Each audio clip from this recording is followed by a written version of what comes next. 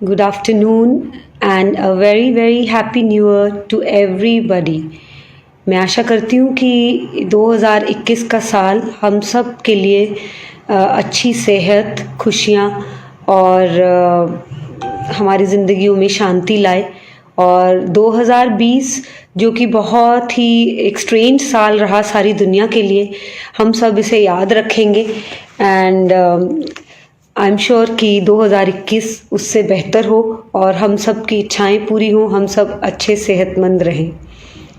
आज मैं डिस्कस करने वाली हूँ प्रेगनेंसी और प्रेगनेंसी में औरतों को जनरली क्या फील होता है, क्या क्या सिम्टम्स आते हैं जो कि नॉर्मल एक प्रेगनेंसी का ही पार्ट माना जाता है और उनको कैसे टैकल करना है, कैसे फेस करना है, प्लस क्या डाइट फॉलो करनी चाहिए। सो आज मैं बेसिकली इन्हीं चीज़ों के बारे में बताना चाहूँगी। प्रेगनेंसी जिसे हम सब जानते हैं कि ये एक 9 महीने का पीरियड होता है। हम डॉक्टर्स इस 9 महीने के पीरियड को 3 हिस्सों में डिवाइड करते हैं। फर्स्ट 3 मंथ्स, पहला, दूसरा और तीसरा महीना, जिसे कि फर्स्ट ट्राइमेस्टर कहते हैं। फोर्थ, फिफ्थ और सिक्स्थ मंथ जिसे कि हम सेकेंड ट्राइमेस्टर कहते हैं। और 7th, 8th और 9th मंथ जिसे कि हम आखिरी लास्ट थर्ड ट्राइमेस्टर कहते हैं। हम लोग इसे 3 हिस्सों में इसलिए बांटते हैं क्योंकि इन तीनों हिस्सों में औरत को अलग अलग तरह की प्रॉब्लम्स होती हैं, अलग अलग तरह की कॉम्प्लिकेशंस एक्सपेक्टेड होती हैं, इसलिए हम इसे 3 हिस्सों में डिवाइड करते हैं। सो कॉमनली जैसे ही एक प्रेग्नेंट फीमेल का यूरिन टेस्ट पॉजिटिव आता है, बहुत सारी चीज़ें, बहुत सारे बदलाव उसकी बॉडी में आने लगते हैं जो कि उसे खुद को दिखाई नहीं दे रहे होते। आसपास के लोगों को कुछ ऐसा उसमें चेंज महसूस नहीं हो रहा होता देखने में, बट इंटरनली उसकी बॉडी में बहुत से चेंजेस स्टार्ट हो जाते हैं जिससे कि उसकी परसेप्शंस, उसको कई ऐसे सिम्टम्स आने लगते हैं over a period of day कि एकदम से उसे एक चेंज्ड पर्सन जैसा फील होने लगता है। तो वो सिम्टम्स क्या क्या हो सकते हैं? मोस्ट कॉमन सिम्टम जो है नॉजिया, वॉमिटिंग, यानी कि जी मचलाना, उल्टी की जैसे फीलिंग होते रहना, कई चीज़ों की स्मेल से हमें अलकत आने लगती है। जो चीज़ें हम पहले बहुत कॉमनली खाते थे, रोज़ खाते थे, हम किचन में कुक करते थे, बट अब हमें उन चीज़ों से एकदम एवर्जन हो जाती है और उन्हें देखते ही, उनकी स्मेल आते ही हमें वॉमिटिंग फीलिंग आने लगती है। और एसिडिटी, यानी कि हमारे जनरली औरतें कंप्लेन करती हैं कि चेस्ट के बिल्कुल नीचे हमारे को बहुत बर्निंग सेंसेशन या एक लगातार हल्का हल्का दर्द हमें महसूस होता है, जो कि जनरली एसिडिटी के कारण होता है। सडनली एक ही दिन में एसिडिटी क्यों डेवलप होने लगती है? हालांकि हमने अपने उसमें कोई खाने का बदलाव नहीं किया, बट फिर भी हमें ये फीलिंग्स, ये सिम्टम्स क्यों आने लगते हैं? क्योंकि हमारी फूड पाइप और स्टमक का जो जंक्शन है वो एकदम लूज हो जाता है, तो जिससे कि हमारे स्टमक का जो एसिड है वो ऊपर जंप करता है, जिसकी वजह से हमें ये हल्की पेन और एक बर्निंग सेंसेशन लगातार फील होती है। ये तीनों ही सिम्टम्स ऐसे हैं जो कि प्रेगनेंसी का पार्ट एंड पार्सल होते हैं, तो हमें इससे घबराना नहीं है और ना ही ऐसा सोचना है कि ये कोई एक जैसे कि एक बीमारी के सिम्टम्स हैं वैसे हैं। हमें इस बात को सबसे पहले एक्सेप्ट करना है कि क्योंकि मैं प्रेग्नेंट हूँ तो ये सब होना मेरे साथ स्वाभाविक है। सबसे पहले इस तरह की अप्रोच काफ़ी हद तक वुमेन को रिलैक्स रखती है। बट हाँ, अगर ये सिम्टम्स की सिवियरिटी काफ़ी ज़्यादा हो, टू दी एक्सटेंट कि आप बिल्कुल भी कुछ खा पी नहीं पा रहे, तो अपने गायनेकोलॉजिस्ट को ज़रूर बताएं, क्योंकि कुछ मेडिसिन लेने से ये सिम्टम्स काफ़ी टॉलरेबल हो जाते हैं। एटलीस्ट आप अपना खाना पीना नॉर्मल कर सकते हैं और ये medicine regular at least first 3 months लेने से लाइफ काफ़ी कंफर्टेबल हो जाती है। दूसरा ऐसा ही एक सिम्टम है कॉन्स्टिपेशन।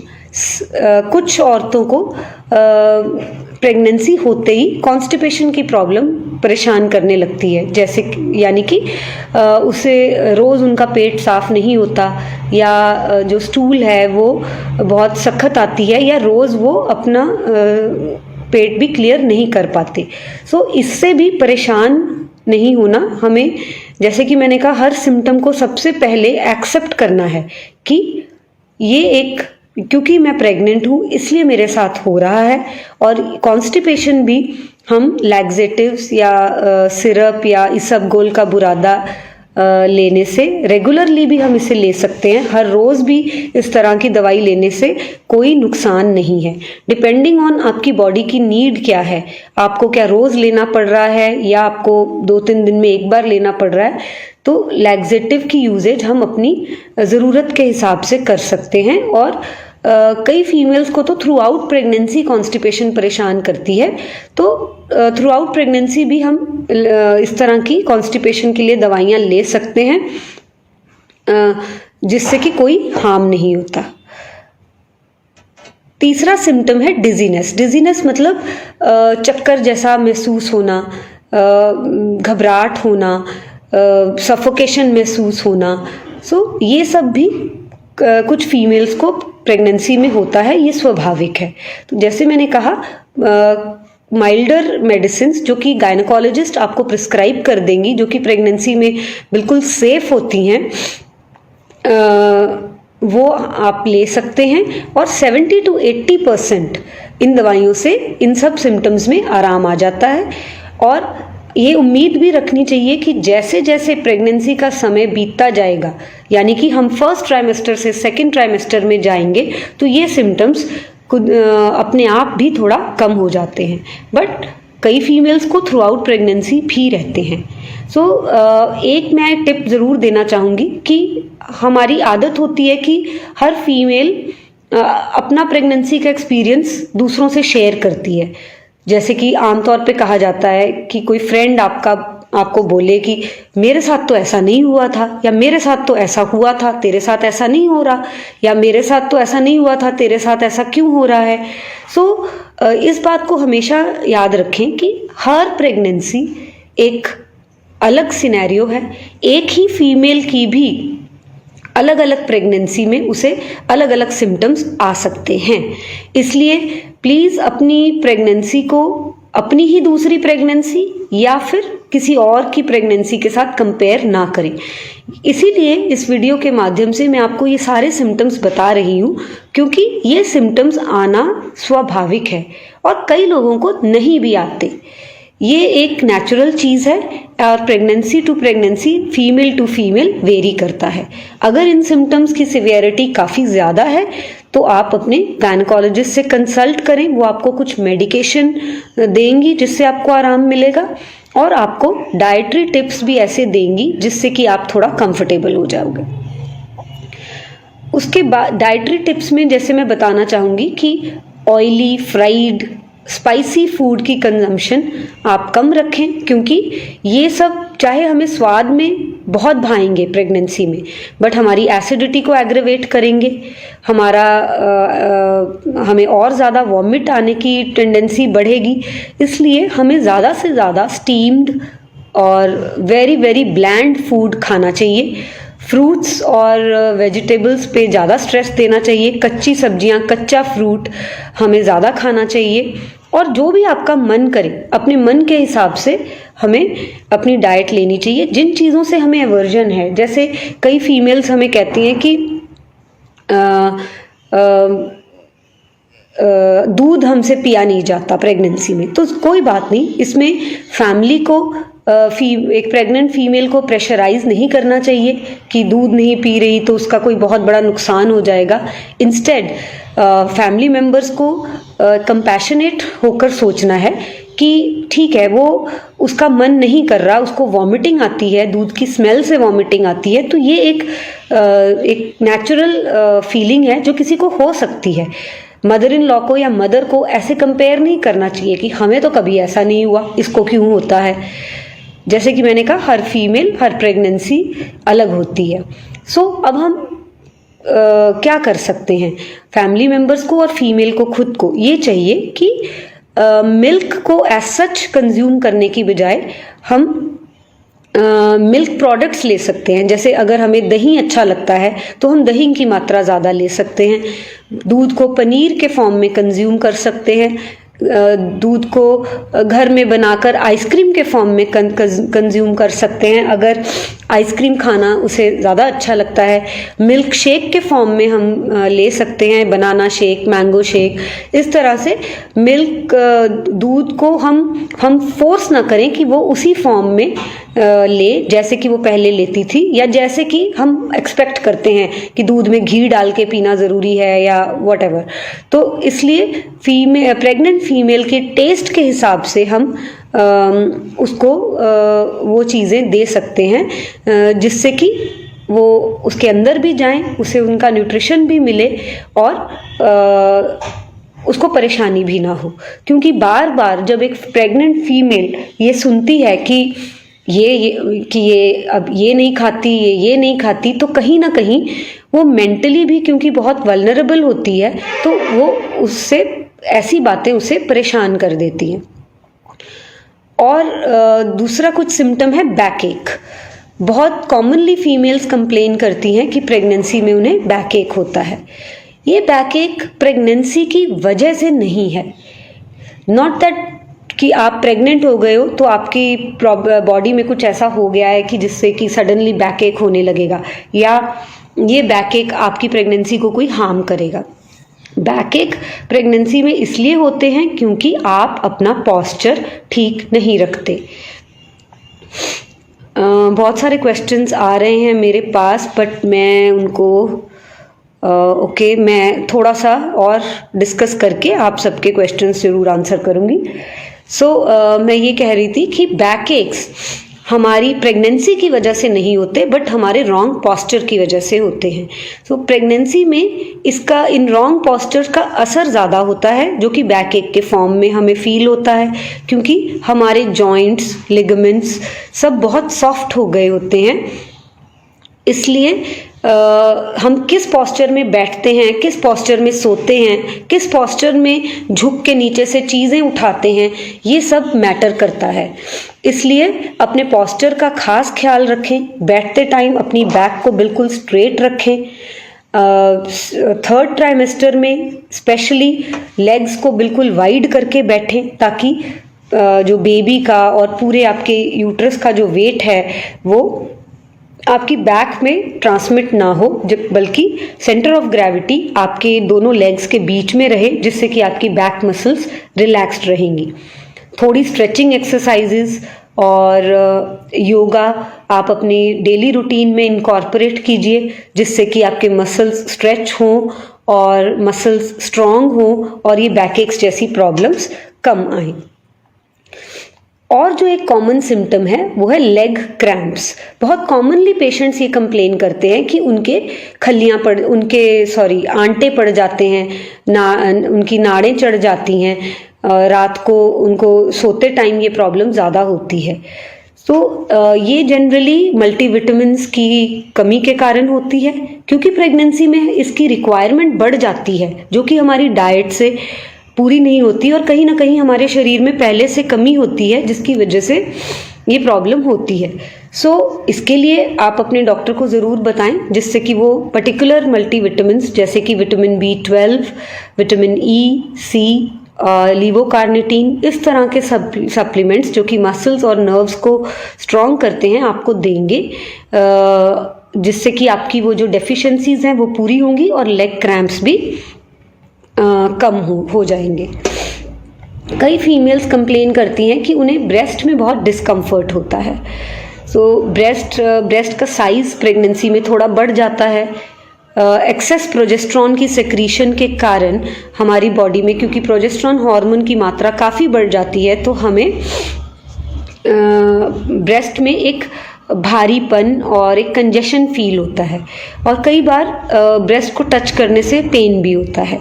तो ऐसी चीज़ें भी हम थोड़ा सा अपनी डाइटरी मॉडिफिकेशन, जैसे कि सॉल्ट इनटेक कम करके और विटामिन E और C की मात्रा अपनी डाइट में बढ़ाकर और एज सप्लीमेंट्स लेके इसे इम्प्रूव कर सकते हैं।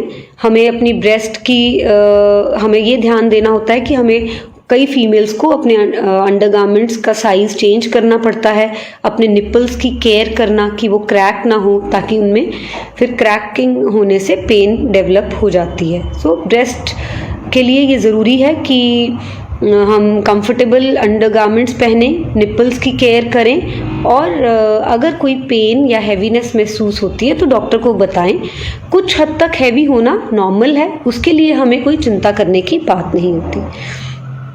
कुछ फीमेल्स ये भी कंप्लेन करती हैं कि रात को उनको नींद नहीं आती। तो नींद नहीं आने के लिए डॉक्टर आपको नींद की दवाइयाँ तो प्रिस्क्राइब नहीं करेंगे, आपको अपनी डेली लाइफस्टाइल में कुछ चेंजेस लाने होंगे, जैसे कि अपने आप को दिन में बिजी रखें, दिन में ज़्यादा सोए ना ताकि रात को अच्छी नींद आए, रात को गर्म पानी से नहा के गर्म कोई ड्रिंक लेके, जैसे कि दूध या कुछ भी और जो आप लेना चाहें वो लेके सोते टाइम वो लें। सोते टाइम सोने से कुछ देर पहले चाय कॉफ़ी का सेवन ना करें। ये सब चीज़ें आपको एक रिलैक्स्ड और एक आपकी स्लीप को बेटर करेंगी। और एक कॉमन कंप्लेंट होती है इचिंग की, बॉडी में खारिश होना। ज़्यादातर फीमेल्स कंप्लेन करती हैं कि उनके पेट में या टांगों और बाजू पे बहुत खारिश होती है। इस खारिश का एक वजह है pregnancy induced प्लूराइटिस, which is very much normal. Normal से मेरा मतलब है कि जैसे कि मैंने पहले कहा कि क्योंकि आप प्रेग्नेंट हो आपको इचिंग होएगी। माइल्ड टू मॉडरेट इचिंग सिर्फ प्रेग्नेंट होने के कारण हो रही होती है। इसे हमें सिर्फ coconut oil, lotion, olive oil, इस तरह का कोई भी इमोलिएंट यूज़ करके और अपनी स्क्रैचिंग जो हमें एक इंस्टिंक्ट आता है जोर जोर से खारिश करने का, उसे कंट्रोल करके ही इसे इसे कम रखना है और अपने आप को थोड़ा, अपनी बॉडी को थोड़ा कूल रखना है। बहुत ज़्यादा वार्म क्लोथ्स नहीं पहनने, जिससे कि फिर हीट से भी ये इचिंग एग्रेवेट हो जाती है। बट कई बार ये जो इचिंग है it is because of cholestasis of pregnancy, यानी कि प्रेगनेंसी में हमारे लिवर एंजाइम्स ड्रास्टिकली रेज हो जाते हैं, जिसके कारण ये इचिंग बहुत ज़्यादा हो जाती है। अगर आपको बहुत इचिंग है तो आप अपने डॉक्टर से शेयर ज़रूर करें। वो एक सिंपल सा ब्लड टेस्ट करवा कर डिफ्रेंशिएट करेंगे कि आपकी जो ये इचिंग है ये simple pregnancy induced प्लूराइटिस, I am sorry for the interruption, तो मैं ये कह रही थी कि डॉक्टर एक सिंपल ब्लड टेस्ट करके ये डिफ्रेंशिएट कर सकते हैं कि ये कोलिस्टैसिस है या सिंपल प्रेगनेंसी की सिंपल खारिश है। अगर कोलिस्टैसिस होता है तो हमारे लिवर फंक्शन टेस्ट में लिवर एंजाइम्स रेज्ड आएंगे और एक simple C tablet doctor prescribe करेंगे, जिसे लेने से आपकी खारिश काफ़ी हद तक कम हो जाएगी और हमारे लिवर फंक्शंस भी इम्प्रूव होंगे। इसलिए अपनी ये कंप्लेंट शेयर ज़रूर करें। डॉक्टर, आपकी जो गायनेकोलॉजिस्ट हैं, शी विल टेक केयर। ये भी एक कॉमन सिम्टम होता है कि कई लोगों को कुछ पर्टिकुलर चीज़ खाने की बहुत क्रेविंग होती है। ऐसे में मैं सिर्फ यही एडवाइस देना चाहूँगी कि आपका जो दिल करता है आप वो खा सकते हैं। ठंडी गरम जैसी कोई चीज़ नहीं होती, सब कुछ मॉडरेट क्वांटिटीज़ में खाना ज़रूरी है, चाहे वो ड्राई फ्रूट है, चाहे वो फ्रूट है, चाहे वो किसी भी तरह की चीज़ है। बट यस, मैं ये ज़रूर कहूँगी कि बाहर का street food, junk food, spicy food आप अवॉइड करें, क्योंकि ये आपको तंग करेगा। आपको कभी रात को या ऑड आवर्स में आपको इससे तकलीफ हो सकती है, आपका पेट खराब हो सकता है, आपकी एसिडिटी बढ़ सकती है, जिससे कि फिर प्रेगनेंसी में जब एक्स्ट्रा डिस्कम्फर्ट्स को हम सहेड़ लेते हैं तो हमें ज़्यादा मुश्किल आती है। और इन चीज़ों से न्यूट्रिशन हमारी बॉडी को कुछ नहीं मिल रहा, बल्कि तकलीफ मिलने का चांस है।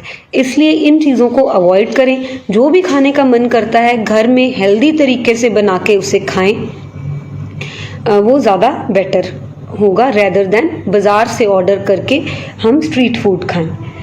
मूड स्विंग्स, जैसे कि मैंने पहले भी कहा कि प्रेग्नेंट फीमेल मेंटली बहुत वल्नरेबल हो जाती है, इमोशनली बहुत वल्नरेबल हो जाती है। छोटी छोटी बात पे कई बार वो रोने लगती है या कई बार उसे बहुत गुस्सा आता है।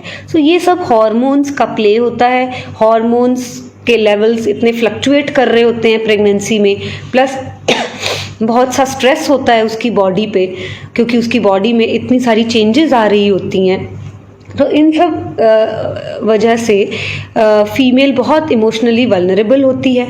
ऐसे में फैमिली मेम्बर्स को चाहिए कि उसके साथ कंपैशनेट रहें, उसके हिसाब से चलें। जो घर में खाना बन रहा है वो ही उसे खाने को फोर्स ना करें, बल्कि उसके हिसाब से ये देखें कि जो उसे अच्छा लगता है वो एक न्यूट्रिशियस वे से उसको कैसे प्रोवाइड किया जा सकता है। थोड़ी सी टॉलरेंस रखें, पेशेंस रखें, ये मान के चले कि वो फीमेल एक प्रेग्नेंट है और हमें उसके साथ कोऑपरेट करना है, और जैसे उसका ये टाइम पीरियड निकल जाएगा उसके ये मूड स्विंग्स अपने आप ख़त्म हो जाएंगे। और एक कॉमन सिम्टम्स होता है स्वेलिंग ऑफ द फीट, मतलब पैरों पे सोजिश आना।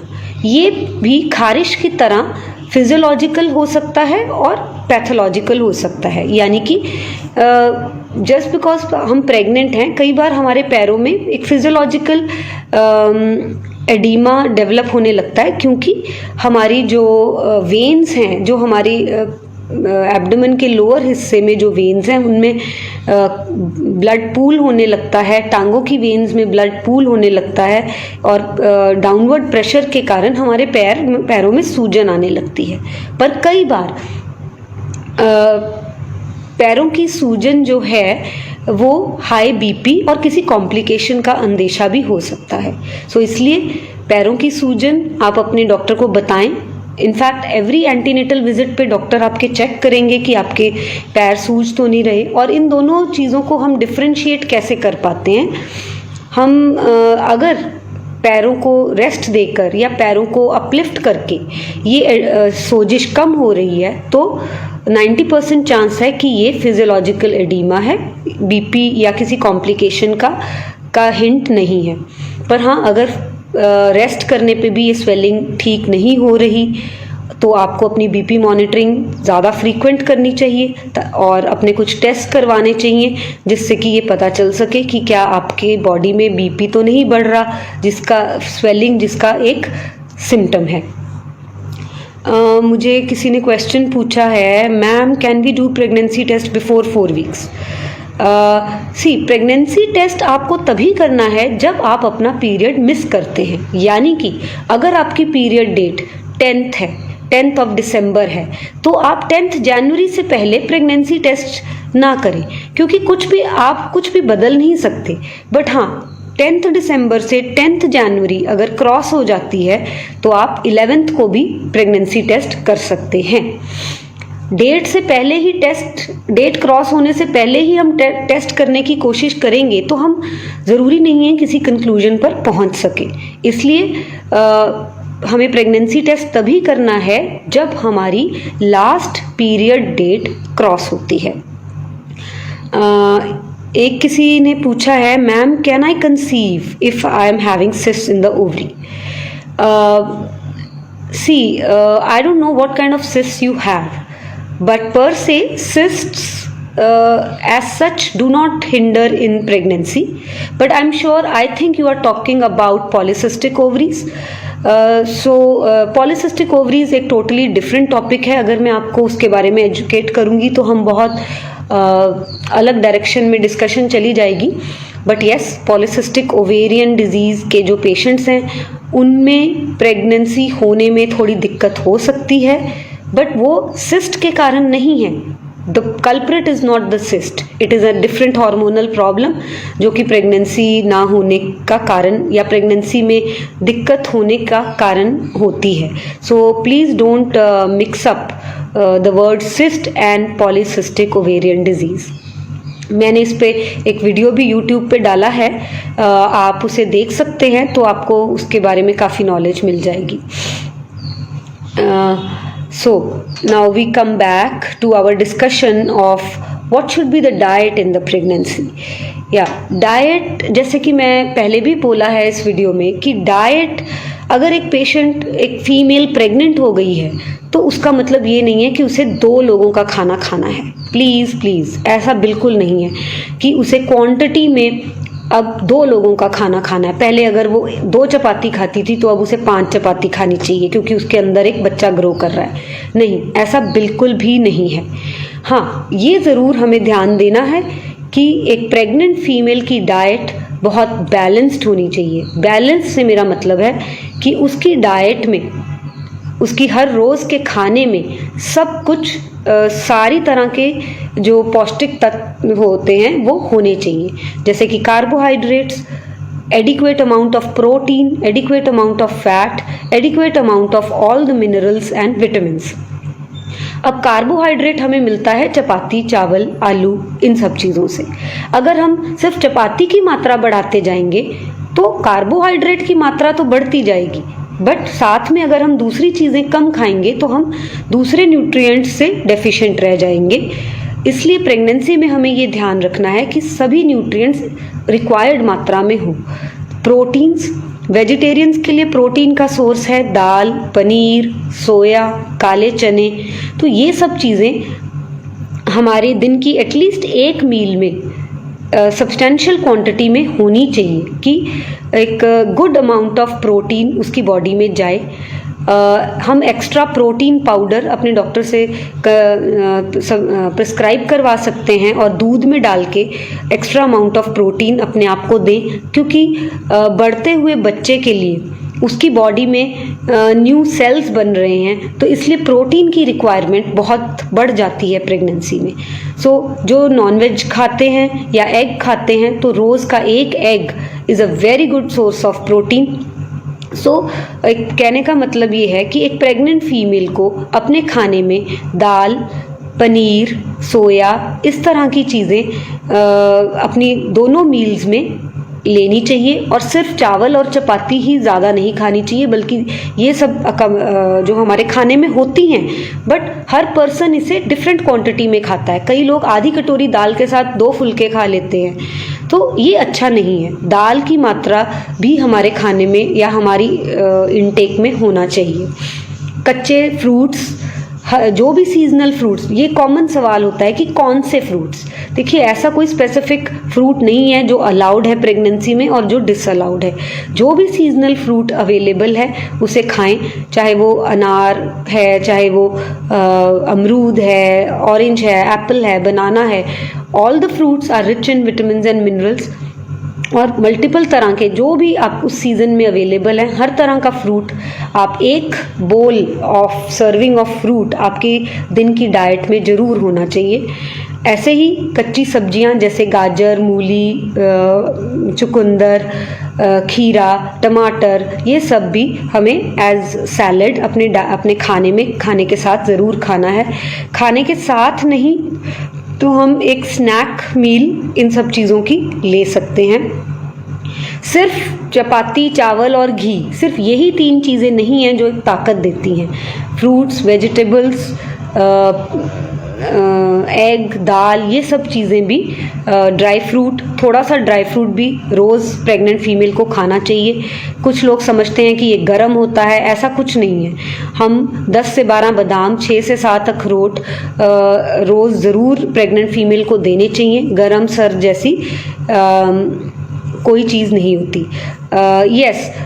बहुत से लोग ये मानते हैं कि पपीता प्रेगनेंसी में नहीं खाना चाहिए। ये कॉमन मानता है क्योंकि पपीते को एक अबॉर्टिफिशिएंट माना जाता है। मैं ये नहीं कहूँगी कि it is totally Contra indicated, but yes, पहले 3 महीने में आप इसे अवॉइड कर सकते हैं। क्यों? क्योंकि देखिए, पहले 3 महीना इतना डेलिकेट टाइम होता है। अगर किसी और वजह से भी आपका अबॉर्शन हो जाता है तो आपको ये सुनना पड़ सकता है कि क्योंकि तूने पपीता खाया था। So it is better to not to take that blame on yourself. पहले 3 महीने क्यों अबॉर्शन होगा, क्यों बेबी खराब हो जाएगा, कोई पता नहीं चला सकता, तो उस बेचारे पपीते पे ब्लेम आ जाएगा, या हम किसी को प्रूव नहीं कर सकते कि ये पपीते के कारण हुआ है या किसी और वजह से हुआ है. So first 3 months I would say you can avoid. हालांकि मेडिकल लिटरेचर ऐसा कहीं नहीं है, बट स्टिल हमें कुछ बातें अगर जिन चीज़ों को हम प्रूव नहीं कर सकते, हमें प्रिकॉशन रख लेना चाहिए. बट कुछ मात्रा में अगर आप 1 स्लाइस या 2 स्लाइस खाते हो तो आई डोंट थिंक कोई नुकसान होना चाहिए. But there are so many other fruits. हम पपीते की ही पपीता जो कि इतना कॉन्ट्रोवर्शियल फ्रूट है, अगर हम उसको अवॉइड कर सकते हैं तो जिस सीज़न में पपीता आता है उस सीज़न में बहुत से और फ्रूट्स भी आते हैं, हम वो ले सकते हैं. So a balanced diet is very important rather than more diet which is more in quantity. दूध के बारे में मैं बता चुकी हूँ कि अगर दूध किसी को ना पसंद हो तो उसे किसी और फॉर्म में लिया जा सकता है. आइसक्रीम, शेक्स, दलिया, सीरियल, पनीर, दही, इन एनी फॉर्म. तो जो फॉर्म आपको पसंद हो आप ले सकते हो. और जैसे जैसे प्रेगनेंसी एडवांस होती है आप डिफरेंट चीज़ें रीट्राई करके देखें, क्योंकि प्रेफरेंसेस उन 9 महीनों में भी चेंज होती रहती हैं. कुछ सप्लीमेंट्स डॉक्टर आपको प्रिस्क्राइब करेंगे जैसे कि आयरन, कैल्शियम, मल्टीविटामिन, वो सब आप रेगुलरली लें, क्योंकि बाय चांस अगर आपकी डाइट में कुछ डेफिशिएंट है तो एटलीस्ट वो आपके सप्लीमेंट्स से पूरा हो जाता है. Yes, ice cream is allowed, but yes, जैसे कि अभी बहुत ठंडी का मौसम है तो आप थोड़ा अवॉइड करें, क्योंकि आइसक्रीम खाने से आपका गला ख़राब हो सकता है, बुखार आ सकता है, तो फिर उससे आपको थोड़ी दिक्कत होगी. बट यस, गर्मियों में घर में बना के आप ले सकते हैं, जिसमें कोई एडेड प्रिजर्वेटिव्स नहीं होते, घर के दूध से बनी होती है, न्यूट्रिशियस होती है, और आप ज़रूर ले सकते हैं. मैं नहीं मानती कि उसमें कोई हर्ज है. उसमें क्योंकि घर की बनी चीज़ में हम सारी न्यूट्रिशियस चीज़ें डालते हैं, तो इसमें कोई हार्म नहीं होना चाहिए. Chocolates are not bad for pregnancy, but yes, excessive chocolate हमें नहीं खाना चाहिए, बिकॉज इसमें कुछ कैफीन होता है, और बहुत ज़्यादा चॉकलेट खाने से कई बार जो बेबी है वो हाइपर एक्टिव हो सकता है. इसलिए एक्सेसिव चॉकलेट ना खाएं, यानी कि रोज़ 1 चॉकलेट आप खा रहे हैं, that should be avoided. But yes, 1 chocolate in 10 to 15 days or maybe once in a week, I don't think it should harm. And can I drink soft drinks during pregnancy? I would say you better replace soft drinks with juice or soup, because we were discussing about balanced diet, right? So how will you get the balanced diet? सिर्फ हमें अपने अपनी उसको अपनी cravings को ही नहीं पूरा करना, हमें ये इंश्योर करना है कि हमारे अंदर न्यूट्रिशन जाए. So once in a while what I would say is you can add a little soda in your juice, which will maybe give you the satisfaction of that fizz which you feel in a cold drink. But I think you should replace cold drink with juice or soup, because that is the change you should bring in pregnancy. Not because cold drink is going to harm you or your baby, but because you have to ensure that nutrients go to your body. So how will that happen? It can happen in this way कि आप 1 चपाती कम कर दाल सब्जी ज़्यादा खाएं. आप शाम को समोसा या बिस्किट खाने की बजाय स्प्राउट्स का सैलेड बनाकर खाएं. आप सॉफ्ट ड्रिंक की जगह जूस या सूप लें. This is the change you have to bring in your pregnancy. You don't have to increase the amount, you have to change the diet. You have to make sure that you are not eating और drinking junk, instead replacing it with healthy things. इसका मतलब ये नहीं है कि वो junk आपको या आपके बेबी को कोई नुकसान करेगा या अबॉर्ट कर देगा या उसमें कोई डिफेक्ट ला देगा, बट कोई फ़ायदा भी नहीं देगा. So let's replace them with things which is going to benefit your body and your baby, right? Is it okay to do household work? Yes, definitely. It is very much okay to do household work during pregnancy. There is no reason that you abandon your household work. फिर आपके घर का ध्यान कौन रखेगा? ये तो हो ही नहीं सकता. But yes, आपको कॉशन क्या लेना है कि आप अगर आप झाड़ू पोछा खुद करते हैं तो पोछा आप बैठकर ना लगाएं, आप खड़े होकर लगा सकते हैं। और जैसे ही आपको थकान महसूस होने लगे अपना काम छोड़ दें, अपने आप को पुश ना करें, ओवरबोर्ड ना जाएं, जितना आपकी बॉडी अलाउ करे कंफर्टेबली। जैसे ही आपको थकान महसूस हो, बैकएक हो या कुछ हो, वहीं काम छोड़ दें। दूसरा चीज़ जो ध्यान रखने की है, पॉस्चर। काम करते टाइम राइट पॉस्चर मेंटेन करना बहुत ज़रूरी है।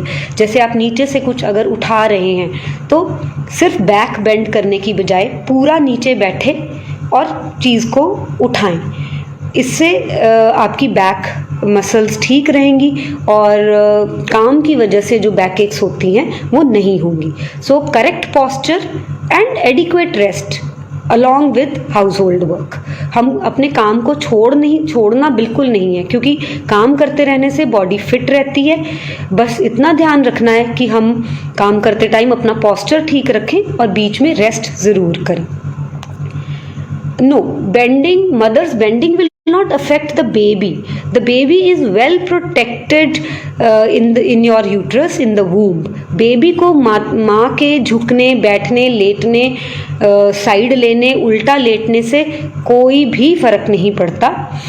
But yes, bending, how you are bending might affect your back. As I said, if you bend in a wrong way, आपको कमर दर्द हो सकता है, आपका मसल स्प्रेन हो सकता है। So bending will, so you have to bend the right way, that is, but baby को इसमें कोई हार्म नहीं है। और क्वेश्चंस जो मेरे पास आ रहे हैं, I think last few questions I have answered. Best day to conceive, dear, best day to conceive depends on your cycle length. If you have a 28-day cycle, then 10th to 16th day is the best day to conceive. Can you tell me about the diet to be followed? I think मैंने diet के बारे में अब काफ़ी कुछ बता दिया है। सो तकदीर, आई थिंक आपको काफ़ी हेल्प मिल गई होगी मेरी एडवाइस से। अगर आप और एडवाइस चाहते हैं तो आप कॉल कर सकते हैं, और जिससे कि अपॉइंटमेंट आपकी फ़िक्स कर दी जाएगी और आप फिर हम और बात कर सकते हैं। एक्सरसाइजेज मैं आपको ऐसे वीडियो में तो नहीं बता पाऊँगी what kind of exercises, but yes, कुछ योगा पॉस्चर्स जैसे कि आप YouTube पे सर्च कर सकते हैं, योगा पॉस्चर्स इन प्रेगनेंसी, वो आप कर सकते हैं। Walking is the best exercise in pregnancy. Avoid vigorous gymming, treadmill, ये सब आप अवॉइड करें। सिर्फ अपनी स्ट्रेचिंग एक्सरसाइजेस जो कि आपके मसल्स को स्ट्रेचिंग हो के आपके मसल्स एक्टिव रहें, और walking, I would say walking is the best exercise. Can constipation hurt the baby during? No, constipation cannot hurt the baby. It can only cause discomfort to the mother. What causes constipation during pregnancy? Okay, there are certain hormones in the during pregnancy which are very much in high concentration in the body of a pregnant female, जिसकी वजह से हमारा intestinal tract slow down हो जाता है।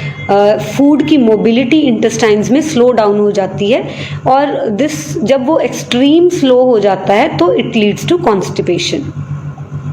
Yes, excessive itching is normal in pregnancy, but as I said, your doctor will differentiate it from cholestasis of pregnancy by doing a blood test. Pregnancy में constipation से कैसे cope up किया जाए? आप regular laxatives ले सकते हैं। Regularly laxative लेना आपको या आपके बेबी को कोई हार्म नहीं करेगा। Endometriosis affect my ability? Yes, definitely. Endometriosis will definitely affect your ability to become pregnant, dear. So don't delay. Consult a gynecologist and be very aggressive in planning your family. Okay. So any more questions? I hope मेरा ये live session बहुत से लोगों को फ़ायदेमंद लगा होगा. I will be soon back with some more topics, some more educational topics like medical care in pregnancy, how to take care of yourself after delivery, how to prepare yourself for delivery, कैसे अपने उन दिनों की तैयारी क्या करनी है, किन चीज़ों की शॉपिंग करनी है. ऐसे बहुत से टॉपिक्स लेकर हम बार बार फेसबुक पे, यूट्यूब पे लाइव होते रहेंगे. सो आप हमारे फेसबुक पेज पे हम इसकी पोस्ट डालेंगे कि कब हम लाइव सेशंस करेंगे.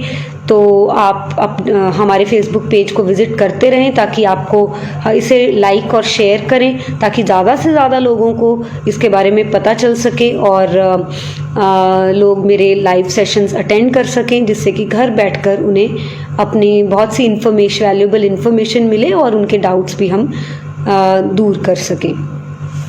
How to calculate ovulation date if having regular periods. If you are having regular periods, count 14 days backwards, and usually on the day you get periods 14 days after the ovulation. So last period date, जब expected period date से 14 days minus कर देंगे तो वो आपका ovulatory period होगा. So definitely ऐसे questions मेरे इस लाइव सेशन में आए हैं which are dealing with conception and not pregnancy. So yes, I have got a hint that people also want to know about infertility, how to improve fertility, what are the things which may cause infertility or difficulty in conception. I will definitely try कि मैं इन सब topics पे भी information दूं और हम लोग ऐसे सेशंस बार बार करें और आप लोगों को इससे मदद मिले. सो आई थिंक आज के लिए इतना काफ़ी है. एंड अब नेक्स्ट हमारा फेसबुक लाइव सेशन कब होगा हम अपने पेज पे डिपिक्ट करेंगे. Keep following our page, keep liking the posts. नमस्कार, thank you and a happy new year to all of you.